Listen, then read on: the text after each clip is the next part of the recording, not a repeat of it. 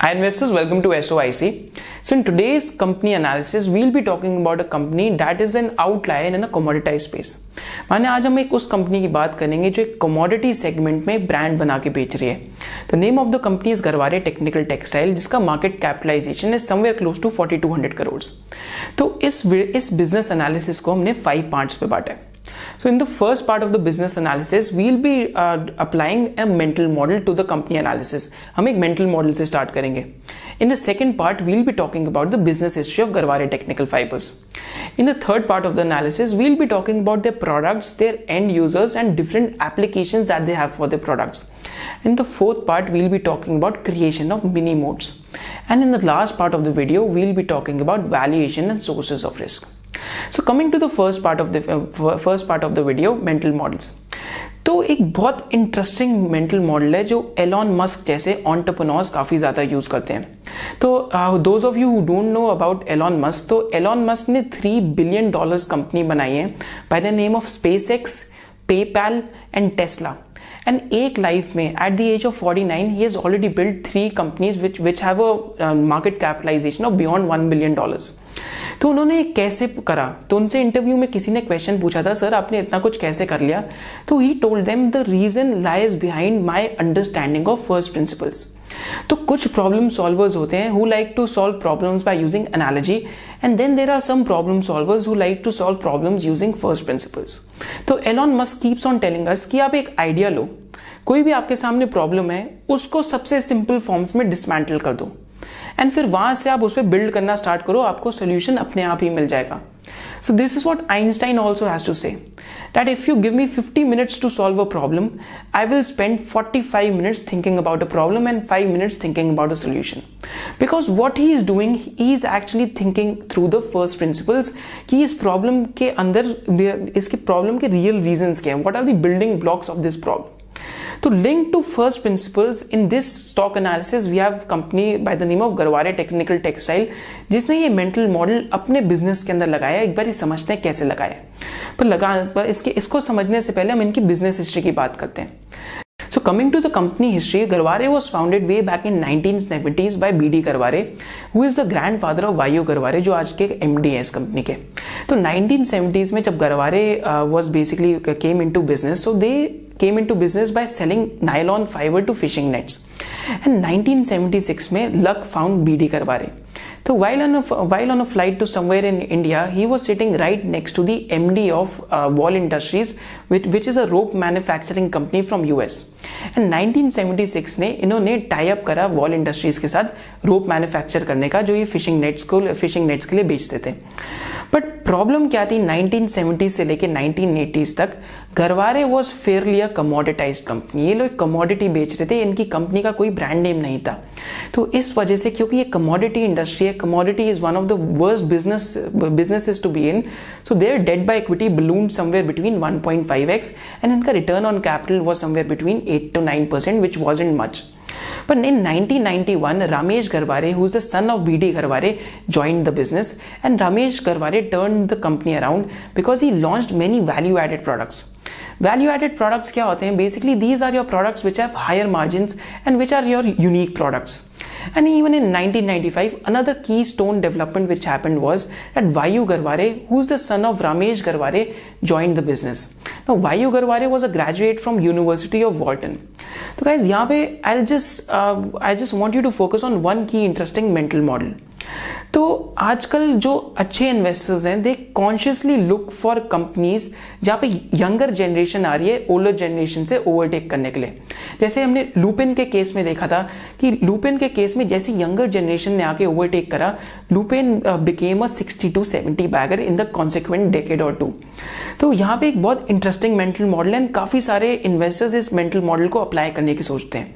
But इस company के लिए थोड़ा सा टाइम लग गया उस मेंटल मॉडल की एप्लीकेशन को बाहर निकल के आने में.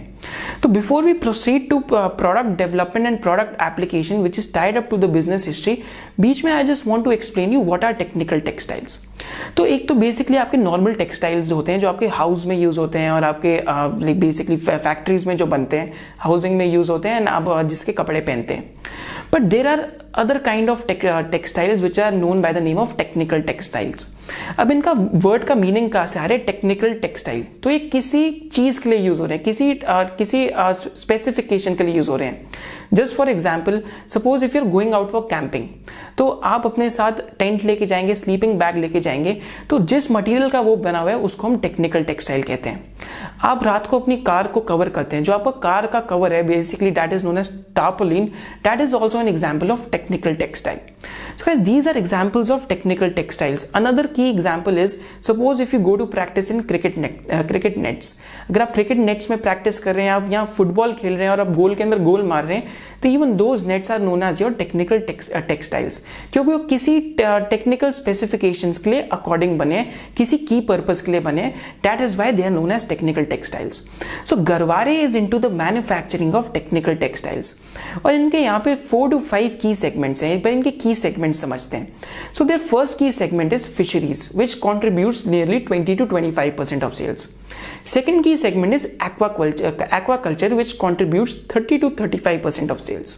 The remaining segments are geosynthetics. Then they make agricultural nets. Then they also make sports nets, which is also close to 10% of their sales.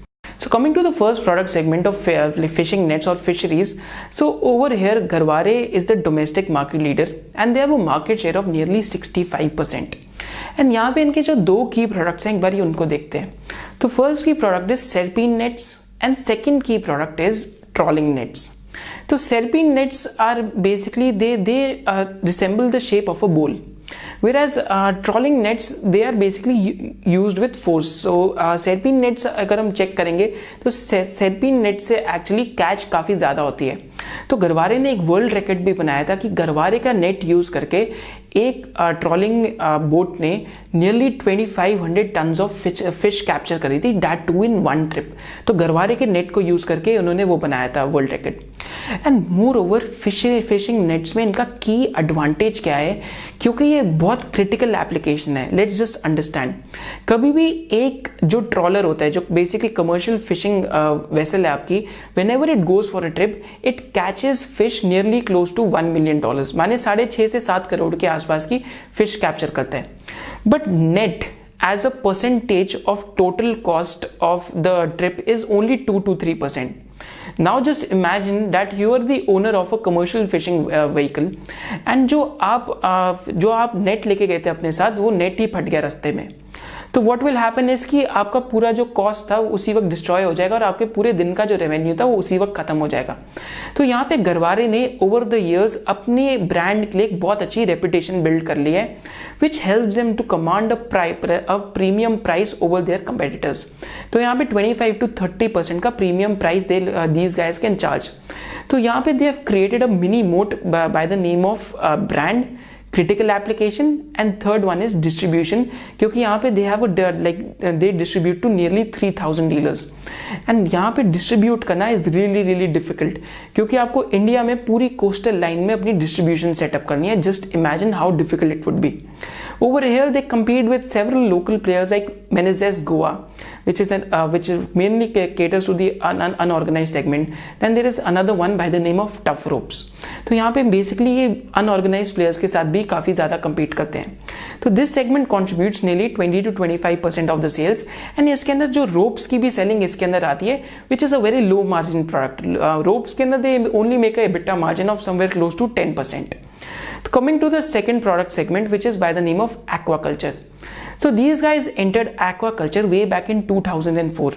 तो W&J Knox करके एक स्कॉटिश कंपनी है, which is one of the oldest net manufacturers in the world. That company was founded way back in 1778.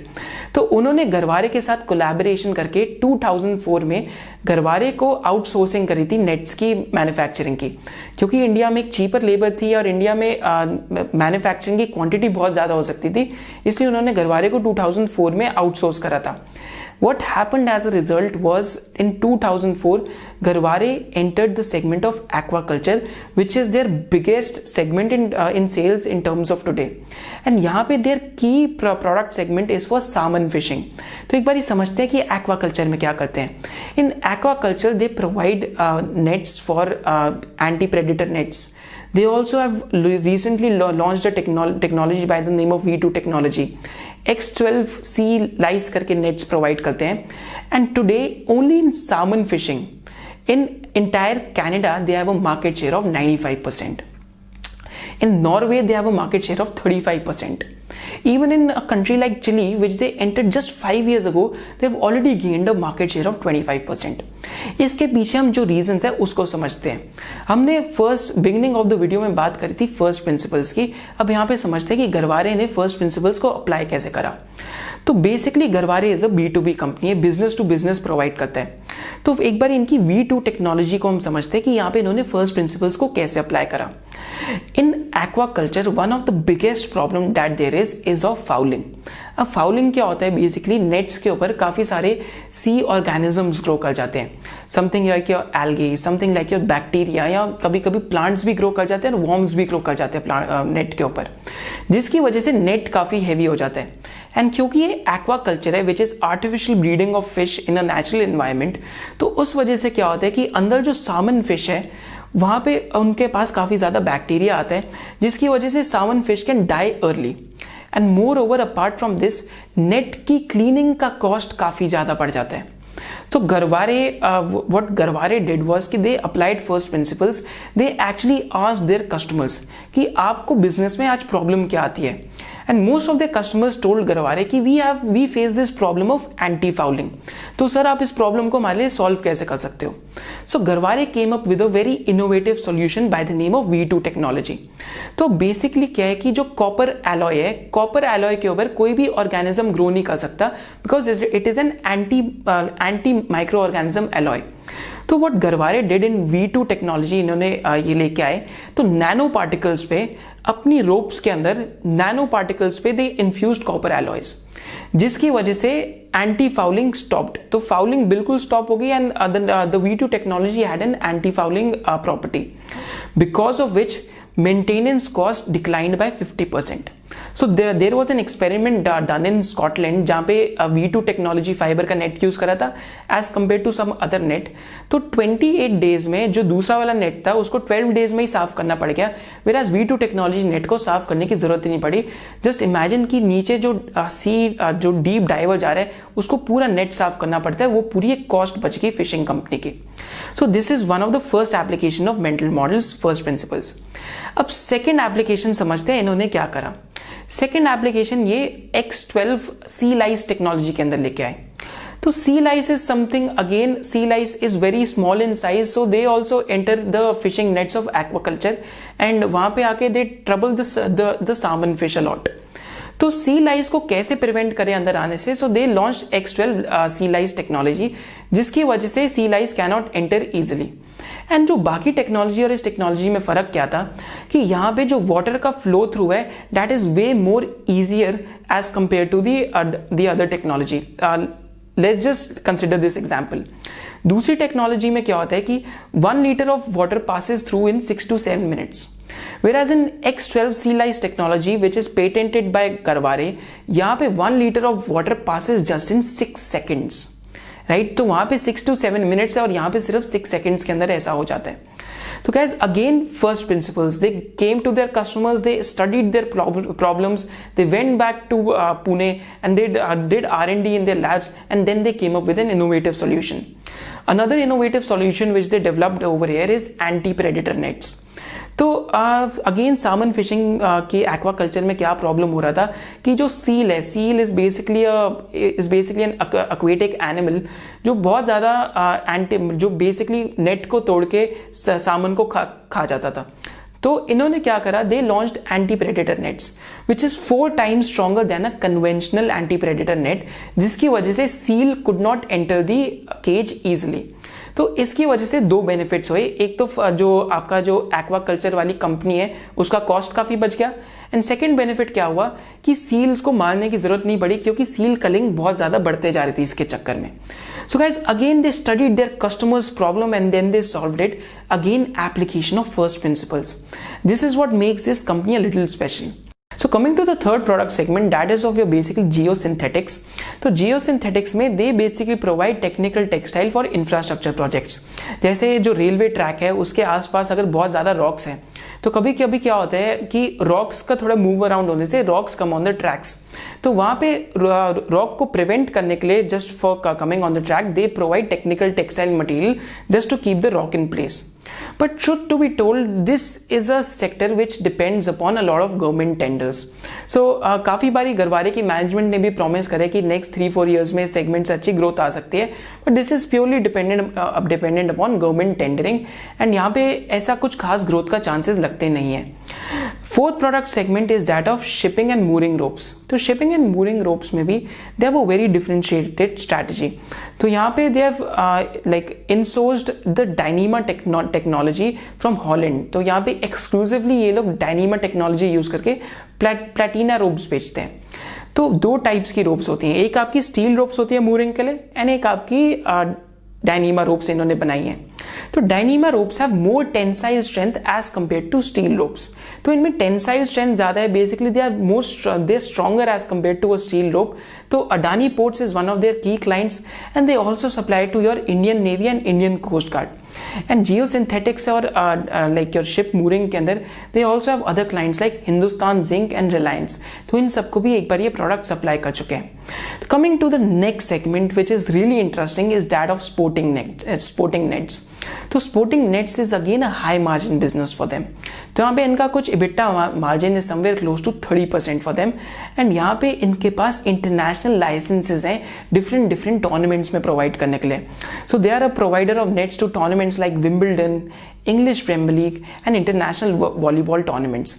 So guys this is a very key competitive advantage, क्योंकि suppose करते हैं Wimbledon का final चल रहा है and if Roger Federer hits a shot and net ही फट जाए तो अगेन वहाँ पे भी क्रिटिकल एप्लीकेशन आ जाती है और हर किसी को लाइसेंस नहीं मिलता है वहाँ पे नेट प्रोवाइड करने का. तो Garware has a very key competitive advantage even here and we have also use their products personally. So my brother has two artificial turf grounds. One is of football and the other one is of cricket. तो वहाँ पे दोनों में he uses nets by Garware and Garware के net ही swears by the quality of the net कि last 4 years में net आज तक एक बारी भी नहीं फटा and net is still of a very very high quality. तो यहाँ पे इनका इबिटा मार्जिन भी अच्छा है एंड मोर ओवर इनकी रेपुटेशन स्पोर्टिंग नेट्स में भी काफ़ी अच्छी है. Coming to the last segment, one is your defense and the other one is your agricultural nets. तो agricultural nets में they provide nets for preventing insects to come inside the crops.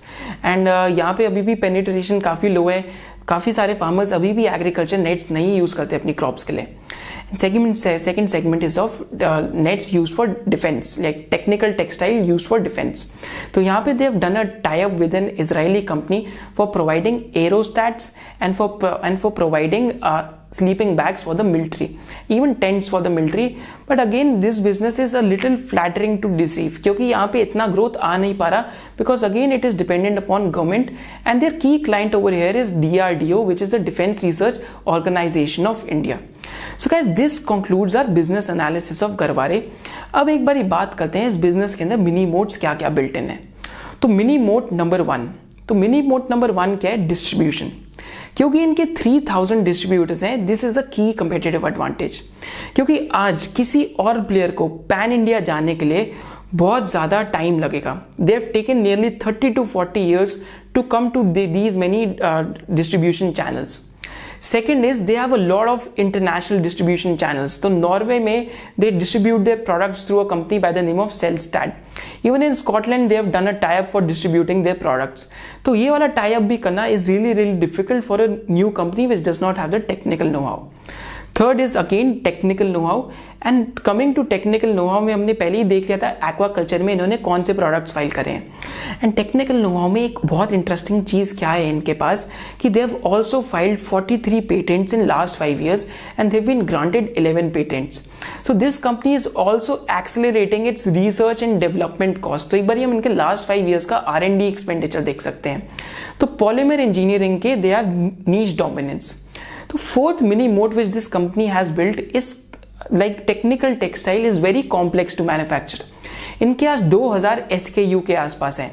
For any company to come in and compete with Garware, they need to first maintain SKUs of 2000, right? 2000 SKU maintain करना ही किसी company के लिए बहुत मुश्किल है. What is the fifth mini moat this company has built? That is your brand. क्योंकि आज जो फार्मर है, जो फिशिंग करने जा रहा है, अगर उसको गरवारे का ही नेट चाहिए, that again becomes a entry barrier in terms of brand. And more over aquaculture net में जैसे हमने देखा इन्होंने टेक्निकल नो हाउ बिल्ड करा है, वो भी कस्टमर के लिए सॉल्यूशन ही कस्टमाइज कर दिया इन्होंने. Again that also leads to brand equity and किसी और ब्रांड के लिए इनसे compete करना आज बहुत डिफिकल्ट है.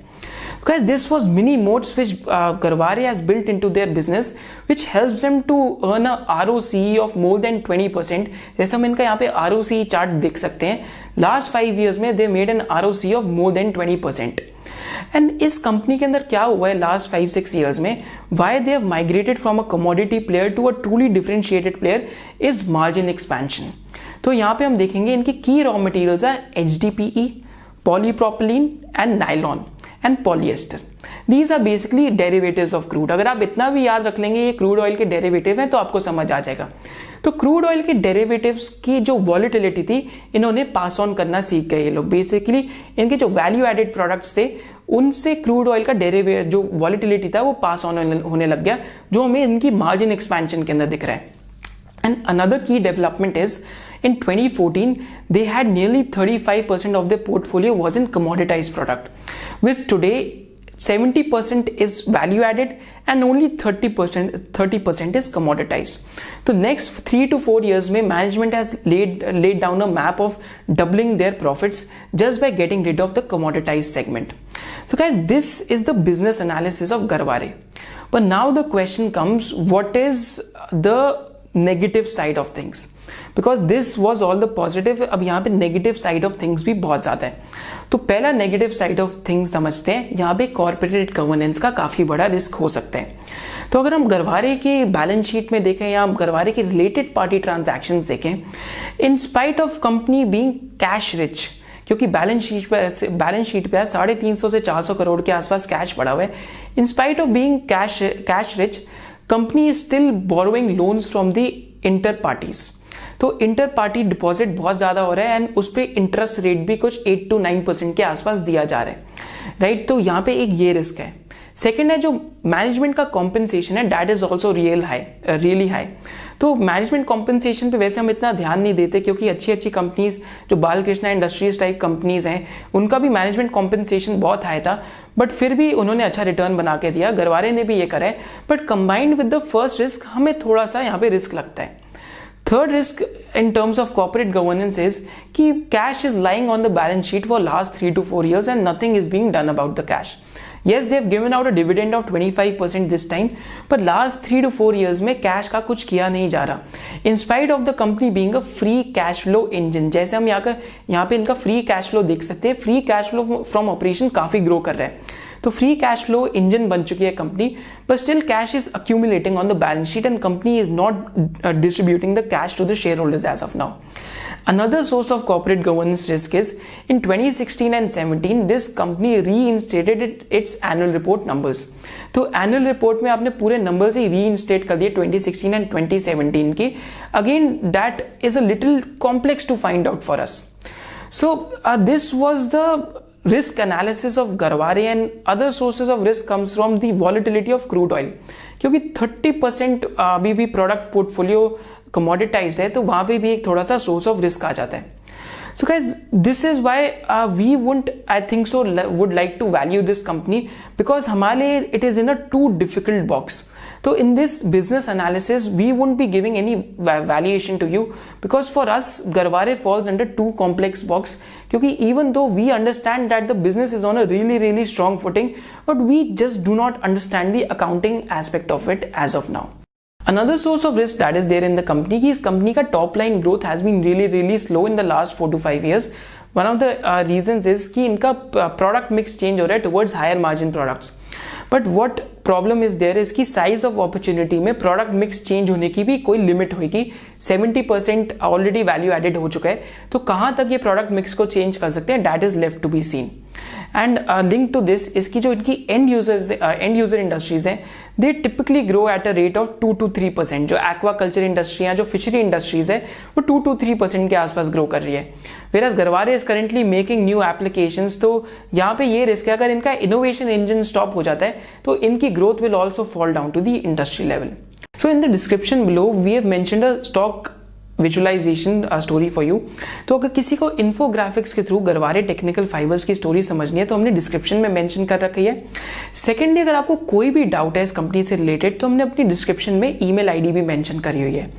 एंड फाइनली हमने डिस्क्रिप्शन में एक बहुत interesting article Garware technical fibres पे पोस्ट कर रखा है। अगर किसी भी एनालिस्ट को या किसी भी इन्वेस्टर को इस कंपनी के अंदर डीप डाइव करनी है तो वो आर्टिकल पढ़ सकते हैं।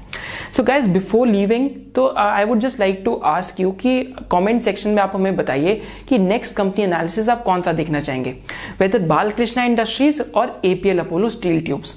एपीएल अपोलो स्टील ट्यूब्स का we have also done a plant visit, तो हम पूरे प्लांट लेवल से आपको एनालिसिस बता पाएंगे। Thank you for joining us, hope to see you in the next session.